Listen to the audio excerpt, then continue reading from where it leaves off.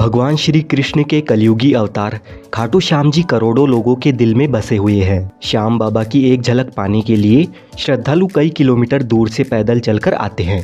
महाभारत की युद्ध भूमि में अपना शीश काटकर श्री कृष्ण जी को दान देने वाले बर्बरीक जी, जो कि राजस्थान के सीकर जिले के खाटू गांव में खाटू श्याम जी के नाम से जाने जाते हैं। श्याम बाबा के भव्य मंदिर में दर्शन करने के लिए हर दिन लाखों भक्त खाटू में आते हैं और जो भी भक्त पूरी आस्था के साथ यहाँ आते हैं, श्याम बाबा उनकी मनोकामनाएं पूरी करते हैं। कहते हैं कि जब आप हर जगह से हार जाए तो एक बार खाटू श्याम जी के मंदिर में जरूर आइए। यहाँ पर दर्शन करने से आपके सभी बिगड़े काम बन जाते हैं। जैसे जैसे कलयुग आगे बढ़ रहा है, वैसे ही श्याम बाबा के भक्त भी बढ़ते जा रहे हैं। जो कोई भी खाटू श्याम जी को दिल से अपना मान लेता है, खाटू नरेश उसके सारे कष्ट हर लेते हैं। तो खाटू श्याम जी के दर्शन करने के लिए आप आना चाहते हैं या आ रहे हैं तो आप खाटू कैसे पहुंच सकते हैं? मंदिर में दर्शन करने के बाद आप और कौन कौन से दर्शनीय स्थलों पर जा सकते हैं? साथ ही एक दिन में आप सालासर धाम में बालाजी के दर्शन करने के लिए किस तरह से जा सकते हैं?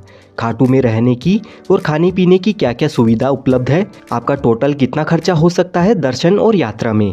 आपको किन किन बातों का विशेष ध्यान रखना है? इस खाटू श्याम जी की यात्रा में आपको संपूर्ण जानकारी मिलने वाली है, तो वीडियो को बिना स्किप किए पूरा ज़रूर देखिए। चलिए हमारी यात्रा को शुरू करते हैं, लेकिन इससे पहले आप कमेंट में जय श्री श्याम ज़रूर लिखें। खाटू श्याम जी के मंदिर तक आने के लिए ट्रेन के माध्यम से सबसे पहले आपको रिंगस जंक्शन तक आना होगा।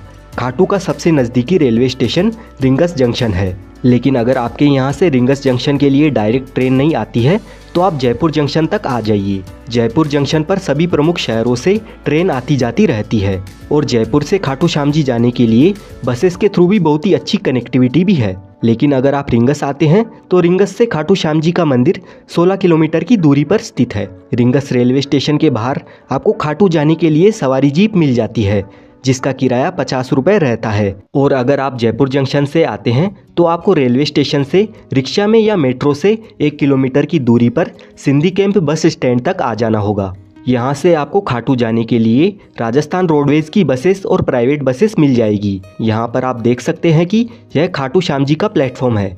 ये प्लेटफॉर्म उन यात्रियों के लिए स्पेशल बना हुआ है जो खाटू श्याम जी के लिए जाते हैं। इस बस स्टैंड के अंदर और बस स्टैंड के बाहर प्राइवेट और गवर्नमेंट की बसेस हर आधे से 1 घंटे में खाटू के लिए रवाना होती है। जयपुर से खाटू श्याम जी 80 किलोमीटर की दूरी पर है। खाटू जाने के लिए राजस्थान रोडवेज की बस का किराया 100 रुपये तक होता है।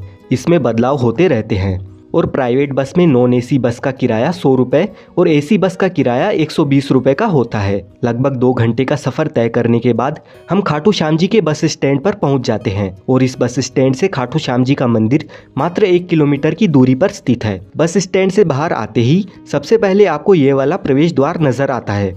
इस द्वार को तोरण द्वार के नाम से जाना जाता है। यहाँ पर श्याम बाबा के भक्त नाचते गाते खूब इंजॉय करते हुए फाल्गुन महीने के मेले के दौरान 11 के दिन सभी भक्त निशान लेकर रिंगस से खाटू श्याम जी तक 18 किलोमीटर पैदल यात्रा करते हैं और इस तोरण द्वार के पास आकर श्याम बाबा को स्मरण करते हुए उनके दर्शन करने के लिए आगे मंदिर में जाते हैं।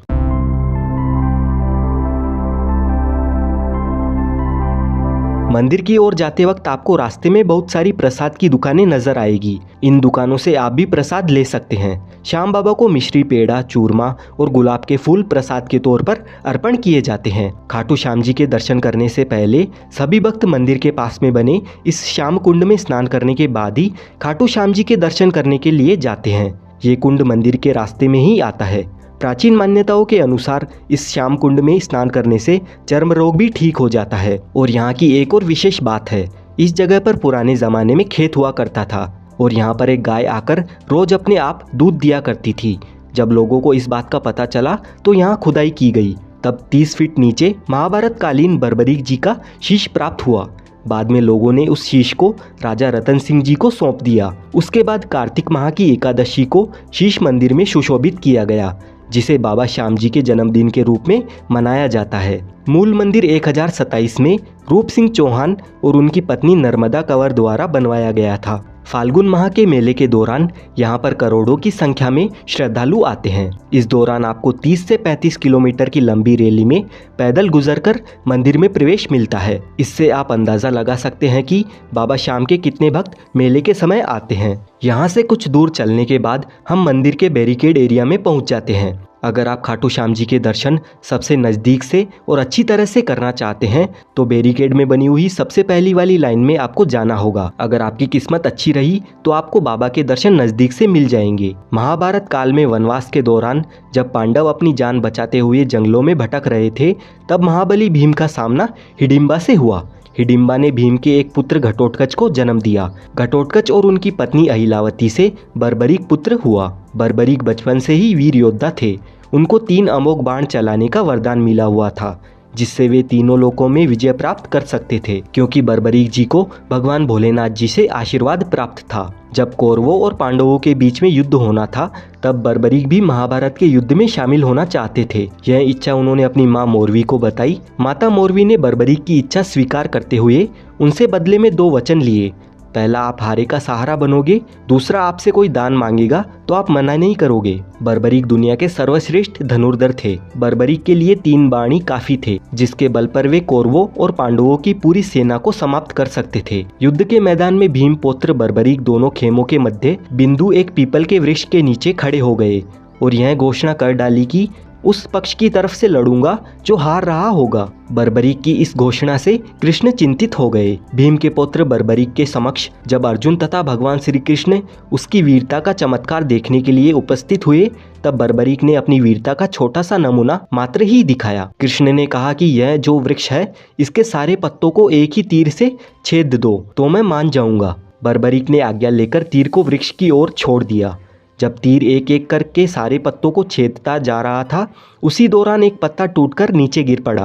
कृष्ण ने उस पत्ते पर यह सोचकर पैर रखकर उसे छुपा लिया कि यह छेद होने से बच जाएगा, लेकिन सभी पत्तों को छेदता हुआ वह तीर कृष्ण के पैरों के पास आकर रुक गया। तब बर्बरीक ने कहा कि प्रभु, आपके पैर के नीचे एक पत्ता दबा है, कृपया पैर हटा लीजिए, क्योंकि मैंने तीर को सिर्फ पत्तों को छेदने की आज्ञा दे रखी है, आपके पैर को छेदने की नहीं। भगवान श्री कृष्ण यह जानते थे कि बर्बरीक हारने वाले का साथ देगा। यदि कौरव हारते हुए नजर आए तो फिर पांडवों के लिए संकट खड़ा हो जाएगा, और यदि जब पांडव बर्बरीक के सामने हारते नजर आए तो फिर वह पांडवों का साथ देगा। इस तरह वह दोनों ओर की सेना को एक ही तीर से खत्म कर देगा।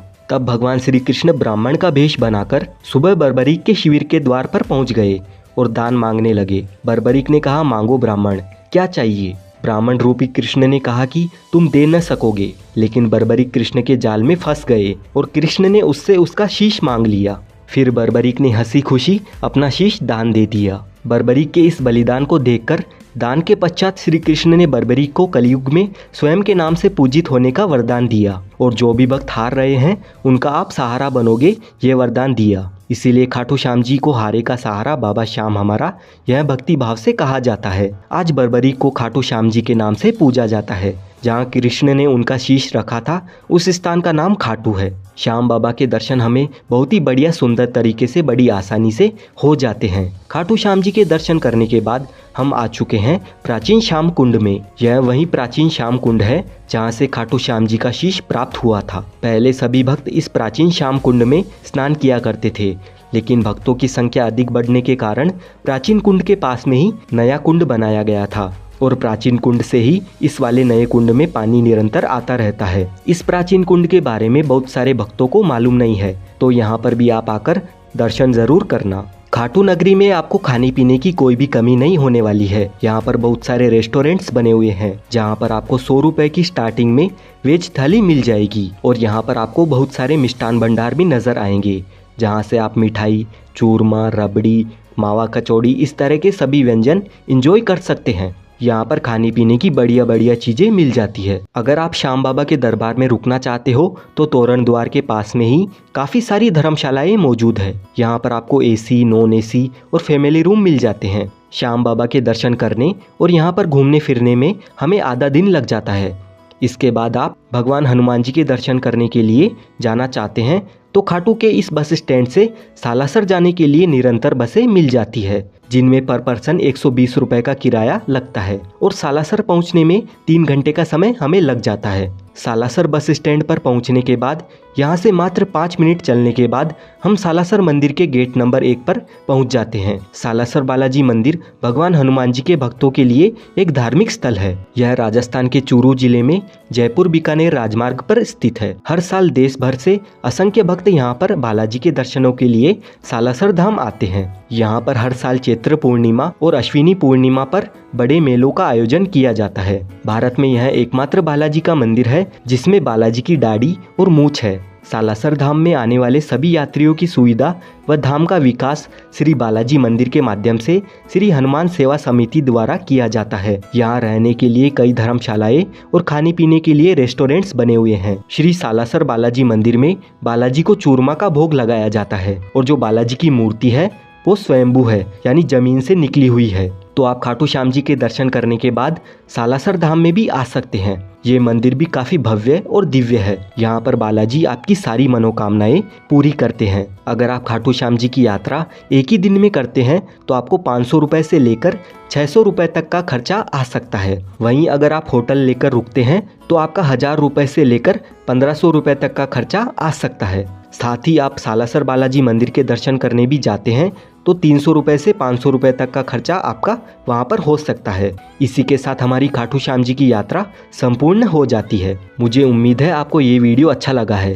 अगर आपको वीडियो पसंद आया है तो वीडियो को लाइक करें, चैनल को सब्सक्राइब कर ले। इस वीडियो की रिगार्डिंग आपका जो भी सवाल है आप कमेंट करके पूछ सकते हैं। साथ ही इस वीडियो को अपनी फैमिली, फ्रेंड्स या आप जिस किसी के साथ में भी बाबा के दरबार में आना चाहते हैं उनके साथ शेयर ज़रूर करें।